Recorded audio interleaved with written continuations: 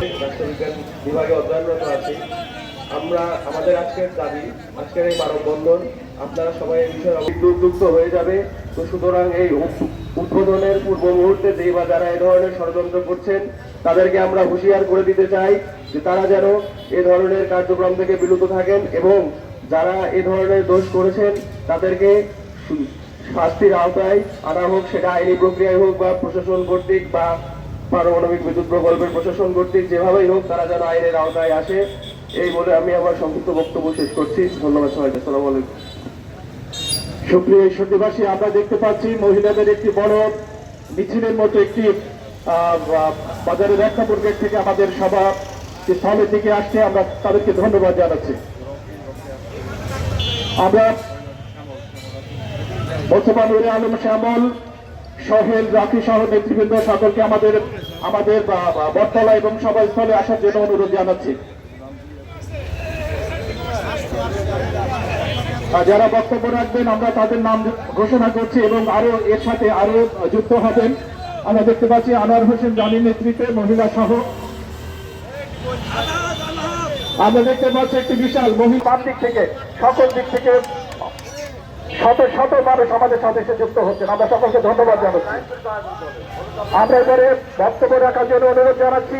Johnny আমাদের মানববন্ধনে এসে উপস্থিত হয়েছে মা বোন মেয়েরা সহ আমরা সবাই করতালি দিয়ে তাদেরকে অভিনন্দন জানাই এবং স্বাগত জানাই এবং বিশেষভাবে অনুরোধ করছি মা বোন মেয়েদেরকে আপনারা সবাই সারিবদ্ধভাবে লাইনে দাঁড়িয়ে করেন না, সারিবদ্ধভাবে দাঁড়িয়ে যান। আমি অনুরোধ করবো আনোয়ার হোসেন জনিকে, তোমাকে অনুরোধ করছি তুমি আমাদের মা বোন এবং মেয়েদেরকে নিয়ে, আমি মা বোন মেয়েদের অনুরোধ করবো আমরা বাম পাশে আমরা দেখতে পাচ্ছি ফাঁকা আছে এবং বাজারে 1 নম্বর গেট পর্যন্ত আমাদের এই মানববন্ধন থাকবে এবং হলে যদি ভর্তি হয়ে যায় অবশ্যই আমাদের বাম সাইডে বাম পাশে যেন কোনো দুর্ভোগ না হয়, এটা আপনারা অবশ্যই মাথায় রাখবেন। জনগণের জন্য কোনো দুর্ভোগ না হয় এটা অবশ্যই আপনারা মাথায় রাখবেন। কারণ আমরা দেখতে পাচ্ছি রাস্তা আমাদের রেলগেট থেকে ঈশ্বরদী বাজারের 1 নম্বর গলি পর্যন্ত একটা দিক নির্দেশনামূলক স্থান ছিল। তারা তাদের ঈশ্বরদী বাজারে 1 নম্বর গলিতে দাঁড়াবে এবং মহিলাদেরকে জায়গা আমি মনে করি আনোয়ার হোসেন জনির মতো দায়িত্বশীল একজন ব্যক্তি আছেন, তিনি সুন্দর একটা পরিবেশের মধ্যে দিয়ে মেয়েদের দাঁড়িয়ে দেবেন। আর আপনার দয়া করে আপনারা রাস্তার দিকে সরে আসুন। আমরা মানুষের দুর্ভোগের জন্য এখানে দাঁড়াইনি, আমরা দাঁড়িয়েছি মানুষের দাবি আদায়ের জন্য, দেশের স্বার্থে এবং বের হয়ে বিভিন্ন ষড়যন্ত্রমূলক কর্মকাণ্ড শুরু করেছে।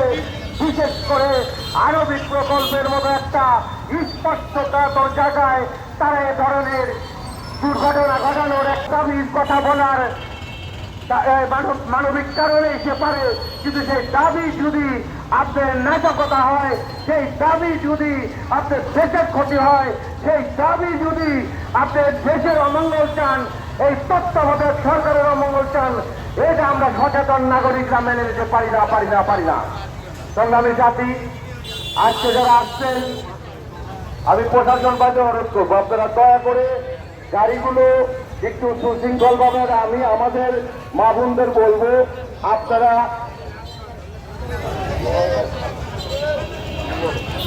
রাস্তার পশ্চিম পাশে, আমরা মা বোনরা যারা এসেছেন রাস্তার পশ্চিম পাশে জানাচ্ছি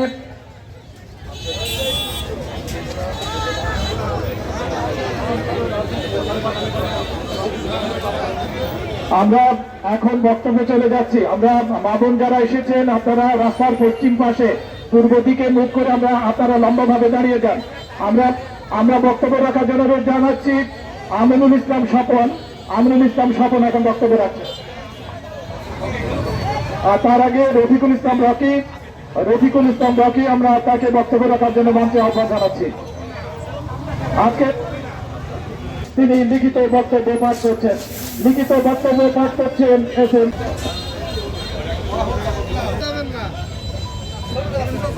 ঈশ্বরদের সচেতন নাগরিক কমিটির মানুষগুলো আজকে এখানে দাঁড়িয়েছে। বাংলাদেশের সবচেয়ে মেগা প্রজেক্ট রূপপুর পারমাণবিক বিদ্যুৎ প্রকল্পের পরিবেশ এবং ক্ষতি করার চিন্তা চেতনায় যারা লিপ্ত আছেন তাদের সতর্কীকরণের জন্য আমরা বিশ্বদেশ সাধারণ মানুষকে নিয়ে আজকে প্রতিবাদের যে লিখিত বক্তব্য আমরা সেটা পাঠ করছি। বিসমিল্লাহির রহমানির রহিম। দাবি আদায়ের নামে রূপপুর প্রকল্পে বিদ্যুৎ প্রকল্প বন্ধের ষড়যন্ত্রের প্রতিবাদ। আমি আবারও বলছি, দাবি আদায়ের নামে রূপপুর পারমাণবিক বিদ্যুৎ প্রকল্প বন্ধের ষড়যন্ত্রের প্রতিবাদ। প্রিয় ঈশ্বরদীবাসী, বিগত কিছুদিন ধরে নির্মাণাধীন রূপপুর পারমাণবিক বিদ্যুৎ প্রকল্পের NPCL এর কর্মরত ব্যক্তি, কর্মকর্তা এবং কর্মচারী এরা দাবি আদায়ের নামে প্রকল্প এলাকায় বিক্ষোভ সমাবেশ করে বিশৃঙ্খলা সৃষ্টি করছে, যা ইতিমধ্যে দেশের বিভিন্ন পত্র পত্রিকায় প্রকাশ সহ আন্তর্জাতিক অঙ্গনে ছড়িয়ে পড়েছে। এই অবস্থায় প্রকল্প চালু করে বিদ্যুৎ গ্রিডে বিদ্যুৎ সরবরাহের বিষয়ে অনিশ্চিত সৃষ্টি হয়েছে, যে কারণে ঈশ্বরদীবাসী দীর্ঘদিনের স্বপ্নের প্রকল্প বন্ধ করার ষড়যন্ত্রের বিরুদ্ধে রুখে দাঁড়াতে আজ রাস্তায় নামতে বাধ্য হয়েছে। আমরা যতদূর জানি, এমনিতেই নানা কারণে রূপপুর প্রকল্প হতে বিদ্যুৎ উৎপাদন করে জাতীয় গ্রিডে সরবরাহের কাজ অনেক পিছিয়ে গেছে। এই মুহূর্তে 94 কাজ শেষ হয়েছে। চলতি মাসেই গ্রিডের সঞ্চালন লাইনের কাজ শেষ হওয়ার কথা, এরপর ডিসেম্বর স্টার্ট আপ করার কথা। এই অবস্থায় প্রকল্প এলাকায় বিক্ষোভ সমাবেশ করে বিশৃঙ্খলা সৃষ্টির ঘটনা অশুভ সংকেত বলে বিশেষজ্ঞরা মনে করছেন। বিশেষ করে স্পর্শকাতর রূপপুর প্রকল্পের নিরাপত্তা নিয়ে বিশ্ব দরবারে প্রশ্নের সৃষ্টি হয়েছে।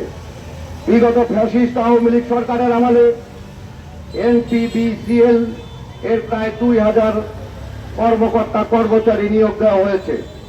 যোগ্যতা থাকা সত্ত্বেও এ সময় বিএনপি ও বিরোধী দলীয় কাউকে নিয়োগ বা যোগদান করতে দেওয়া হয়নি।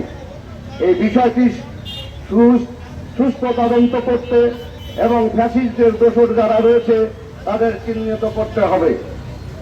রূপপুর পারমাণবিক বিদ্যুৎ কেন্দ্রের নির্মাণকারী রাশিয়ার মূল ঠিকাদার প্রতিষ্ঠান অ্যাটম এক্সপোর্ট ASE, সাব ঠিকাদার প্রতিষ্ঠান নিকিম টেস্ট রোশন, USKM, AMT, লুইনওয়ার্ল্ড সহ বেশ কয়েকটি কোম্পানি রাশিয়ার কর্মকর্তা এবং কর্মচারীরা ইতিমধ্যেই অভিযোগ করেছেন যে দাবি আদায়ের নামে এভাবে প্রকল্পের ভিতরে বাঙালিদের উত্তেজনা বিশৃঙ্খলা কর্মসূচি পালন করতে দেখে তারা নিরাপত্তাহীনতার অনুভব করছেন। অনেকেই শঙ্কা প্রকাশ করছেন প্রকল্পের ভেতর আকস্মিকভাবে বিশৃঙ্খলা পরিবেশ সৃষ্টি করা খুবই দুঃখজনক বলে তারা মনে করেন। আন্তর্জাতিক স্পর্শকাতর গুরুত্বপূর্ণ স্থাপনা হিসাবে রূপপুর প্রকল্প সার্বক্ষণিক আন্তর্জাতিক আণবিক শক্তি সংস্থার নজরদারিতে থাকে। পারমাণবিক বিদ্যুৎ প্রকল্পের আন্দোলন সমাবেশ বিশ্ব নজিরবিহীন ঘটনা। প্রকল্প এলাকায় নিরাপত্তার শর্ত ভেঙে মিছিল সমাবেশ করে আন্দোলনকারীরা শুধু চরম দায়িত্বহীনতার কাজই করেননি, প্রকল্পের অগ্রগতি ও পরবর্তী ধাপের IAEA এর লাইসেন্স প্রাপ্তিতেও হুমকিতে ফেলেছে। রূপপুর প্রকল্প ঘিরে রাশিয়ান সহ বিদেশিদের আগমনে ঈশ্বরদী আর্থসামাজিক ক্ষেত্রে ব্যাপক পরিবর্তন সূচিত হয়েছে।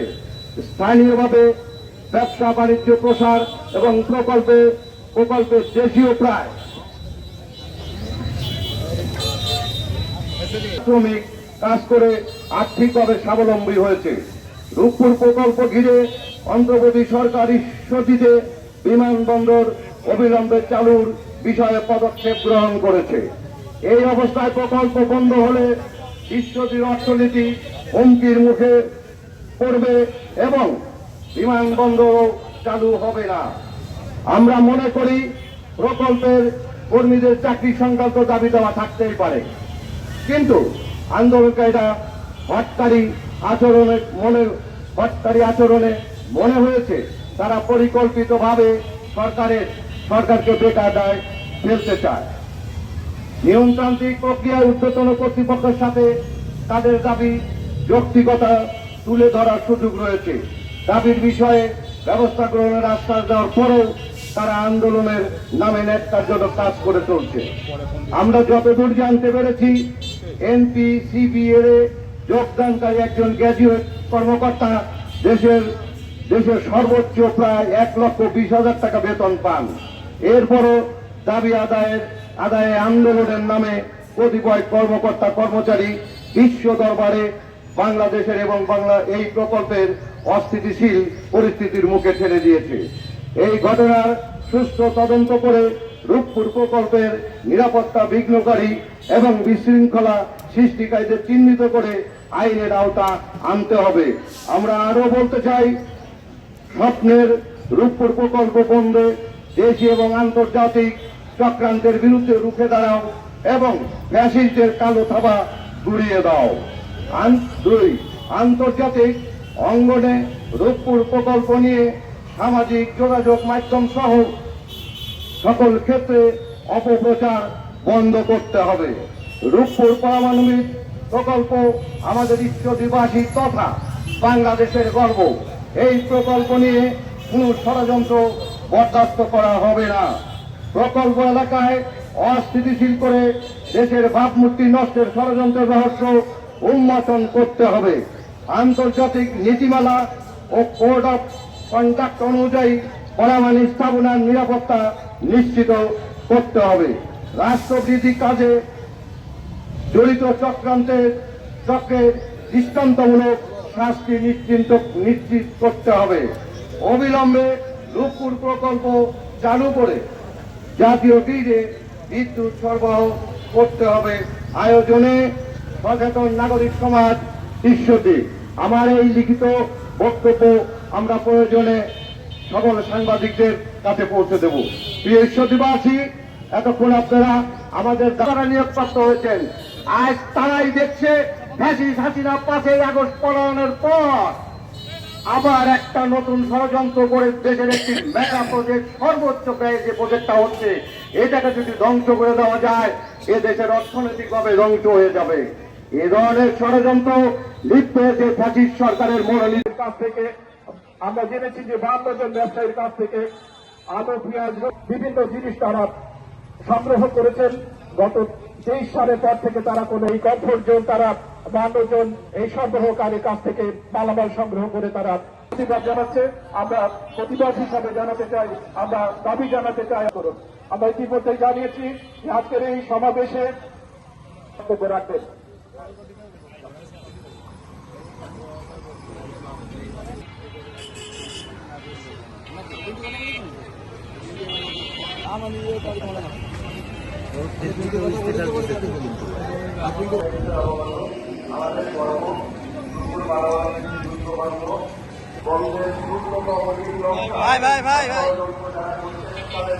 যারা এ ধরনের ষড়যন্ত্র করছেন তাদেরকে আমরা হুঁশিয়ার করে দিতে চাই যে তারা যেন এ ধরনের দোষ করেছেন তাদেরকে শাস্তির আওতায় আনা হোক।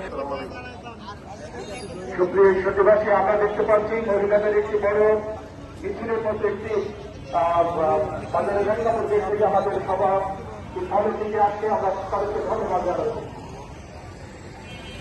আমরা বর্তমান ওই আলোচনা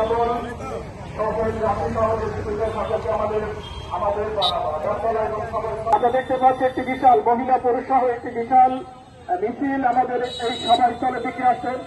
9 নম্বর ওয়ার্ড থেকে আসছে, তারা আমাদের সাথে যুক্ত হবেন। আমরা তাদের ধন্যবাদ জানাচ্ছি। এবং মহিলা সর্বোচ্চ বেতন পান, কোটি কোটি টাকা লুটপাট করেন, আবার দাবি নিয়ে মাঠে নামেন। আমি বলতে চাচ্ছি, আজকে সচেতনবাসীর পক্ষ থেকে ঈশ্বরদের সাবধান হয়ে যান। রূপপুর প্রকল্প নিয়ে কোন ষড়যন্ত্র লিপ্ত হলে ফ্যাসিস্ট সরকারের মতো আত্মদেশকে দেশ থেকে বিদায় করা হবে। আমি বিভিন্ন সংগঠন সামাজিক ব্যক্তিদের বক্তব্য আপনারা শুনবেন। আমরা সাংবাদিক, লেখক, বুদ্ধিজীবী, সাহিত্যিক সর্বস্তরের মানুষ বক্তব্য করবেন। আপনারা কষ্ট করে আর আমাদেরকে 30 মিনিট সময় দেবেন। সবাইকে ধন্যবাদ। ধন্যবাদ। এস এম ফজলুর রহমান তিনি লিখিত বক্তব্য পাঠ করলেন। এবারে বক্তব্য রাখছেন রফিকুল ইসলাম রকি।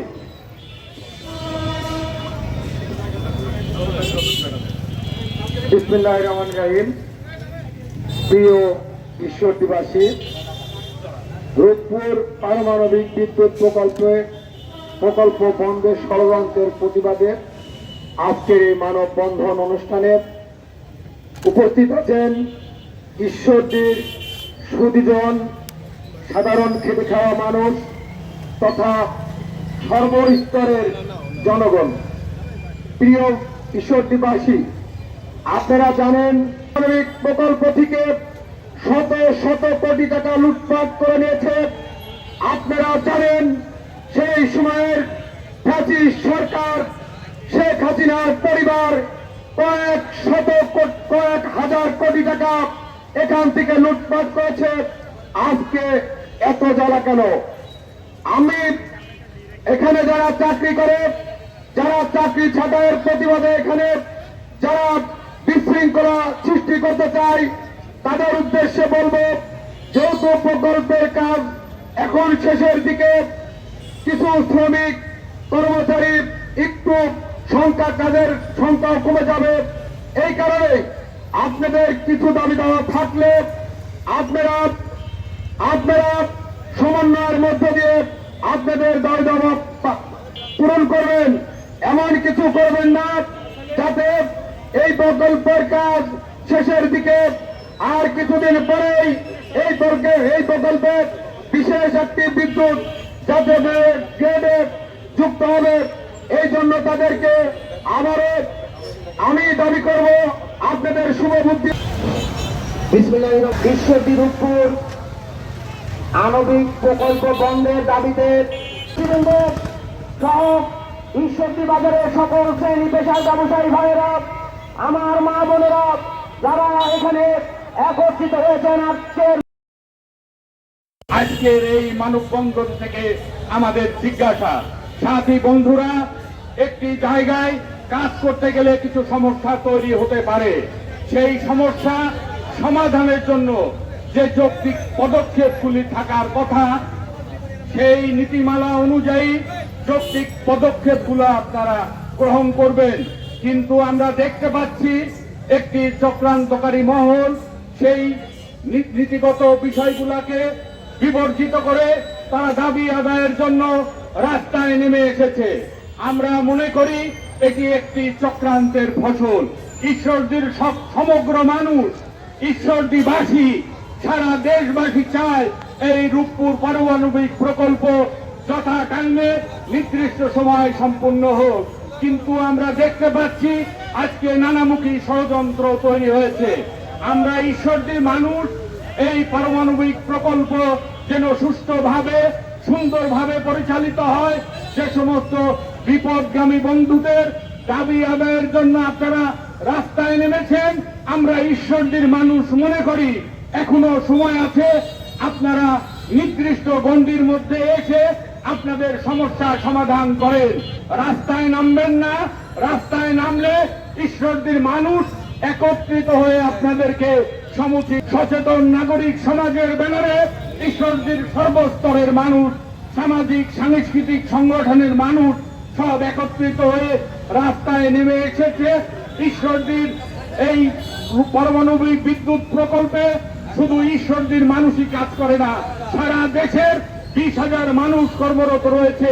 এর মধ্যে 5,000 মানুষ রয়েছে বিদেশি বন্ধুরা। যে বিদেশি বন্ধুরা আমাদের এই দেশের এই মেগা প্রকল্প বাস্তবায়নের জন্য নিরলসভাবে কাজ করে যাচ্ছেন। আমরা আজকের এই সমাবেশ থেকে অনতি বিলম্বে আমরা দাবি জানাই এই প্রকল্পের সকল সমস্যা সমাধান করে রূপপুর পারমাণবিক বিদ্যুৎ প্রকল্পের কাজ এগিয়ে নিয়ে যাওয়া হোক। আমরা দাবি জানাই ঈশ্বরদীর বিমানবন্দর অবিলম্বে চালু করা হোক। এই বলে আজকে যারা এই সমাবেশে সকল শ্রেণী পেশার মানুষ একত্রিত হয়ে এসেছেন, আমি ঈশ্বরদীর গণমাধ্যম কর্মীদের পক্ষ থেকে অভিনন্দন শুভেচ্ছা জানাই। মানববন্ধন, আজকের এই মানববন্ধনে ঈশ্বরদী সচেতন নাগরিক সমাজের প্রত্যেক স্তরের শ্রেণী পেশার মানুষজন আপনারা দেখেছেন, আপনারা জানেন ঈশ্বরদী হচ্ছে উত্তরবঙ্গের প্রবেশদ্বার খ্যাত একটি বিখ্যাত জায়গা। ভৌগোলিক অবস্থানের দিক থেকে ঈশ্বরদী তার সমমহিমায় ঈশ্বরদী গর্বিত এবং তার অনন্য ভূমিকায় লিপ্ত থাকে, যার পরিপ্রেক্ষিতে সেই ব্রিটিশ গভর্নমেন্ট থেকে আরম্ভ করে ঈশ্বরদীতে রেলওয়ে এবং ঈশ্বরদীতে বিভিন্ন শিল্প কারখানার পাশাপাশি অ্যাটমিক এনার্জি এখানে তৈরি হয়েছে। সেই অ্যাটমিক এনার্জির নাম করে এই ফ্যাসিস্ট খুনি হাসিনা হাজার হাজার কোটি টাকা পাচার করে আজকে এই প্রকল্প নিয়ে তারা ষড়যন্ত্র শুরু করেছে। প্রিয় ঈশ্বরদীবাসী, কেন করেছে আপনারা নিশ্চয়ই ভালোভাবে জানেন। গত 5ই আগস্ট ছাত্র জনতা রাজনৈতিক বিভিন্ন দলের আন্দোলনের মধ্য দিয়ে এই খুনিদের তারা কিন্তু দেশ ছেড়ে পালিয়ে চলে গিয়েছে। তাদের প্রেতাত্মাগুলো এখন কিছু রয়ে গেছে, যারা বিভিন্ন ভাবে চেষ্টা চালাচ্ছে কিভাবে এই প্রকল্পকে আবার বন্ধ করা যায়। প্রিয় ঈশ্বরদীবাসী, আপনারা জানেন ইতিমধ্যে 94% কাজ, এই অ্যাটমিক এনার্জির কাজ কিন্তু শেষের দিকে, আর মাত্র 6% কাজ বাকি আছে। এই ডিসেম্বর মাসেই জাতীয়